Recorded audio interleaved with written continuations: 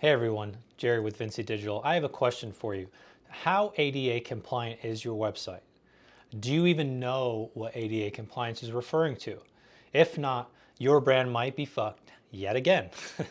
So let's just start here. Let's talk about ADA. So in 1990, the landmark Americans with Disabilities Act, or ADA for short, was signed into law by President George H.W. Bush.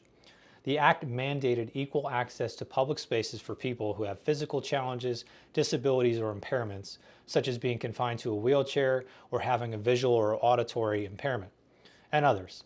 So in the years since the act became law, millions of physically challenged Americans have benefited, of course, from ADA's mandates for equal access and even equal opportunities for employment in the workplace. But now, let's fast forward 30 years.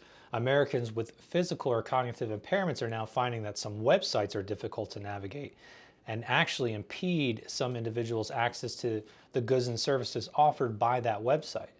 Some of these cases have even gone all the way to the federal courts for resolution.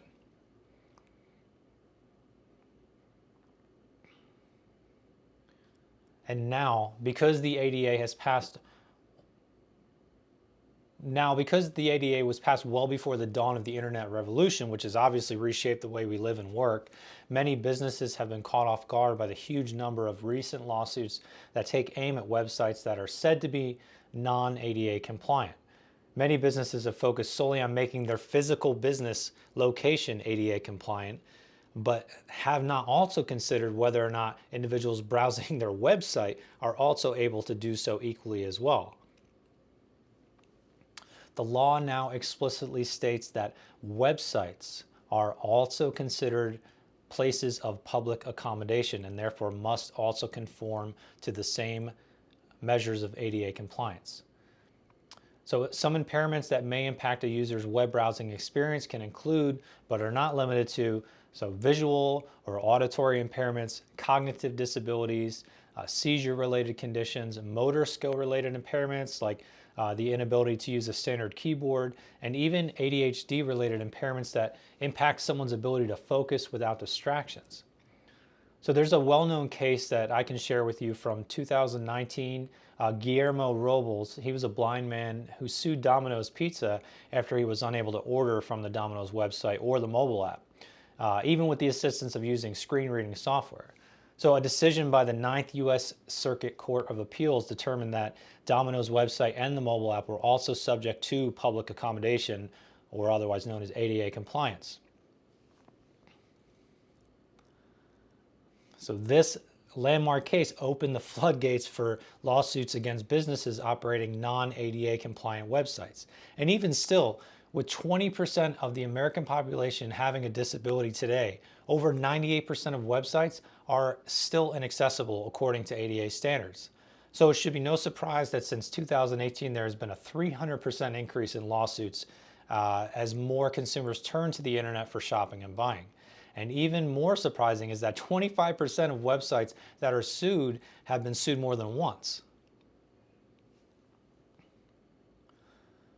So in honor of this critically important topic, we're launching a 4-part blog series over the next 4 weeks that'll cover all aspects of ADA compliance for your website.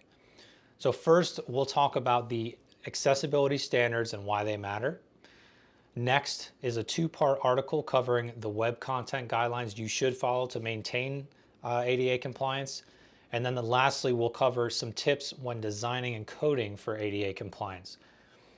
The first blog post is going to launch tomorrow, so make sure to follow our page so you'll see it when it drops.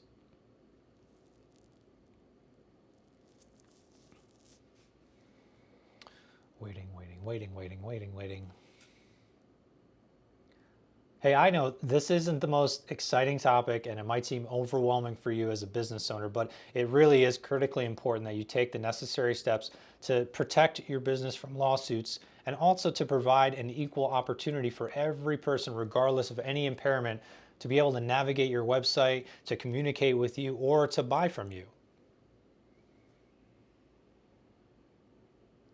So thanks for watching. I'll chat with you guys soon.